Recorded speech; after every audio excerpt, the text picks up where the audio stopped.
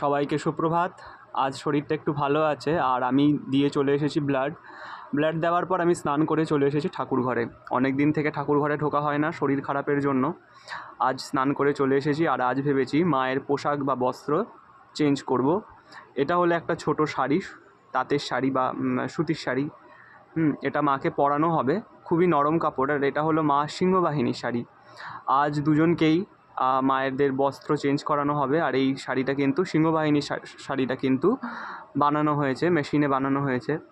তো দেখো এরকম লাল পাড় সাদা শাড়ি। আর অর্চনের পর এই যে হলো মা সিংহবাহিনীর দর্শন। মাকে দর্শন করে একটু কাছ থেকে দর্শন করানোর চেষ্টা করছি।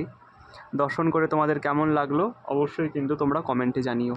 আজ অনেক দিন পর মায়ের সেবায় এসে খুব ভালো লাগছে। সেবায় ছিলাম, ছোটোখাটো অল্প কিছু কাজ করতাম, কিন্তু পুরোপুরিভাবে দিতে পারতাম না, শরীরটা এতটাই খারাপ ছিল। তাই সবাই গরমে বেশি করে জল খাও, সবাই ভালো থাকো, সুস্থ থাকো।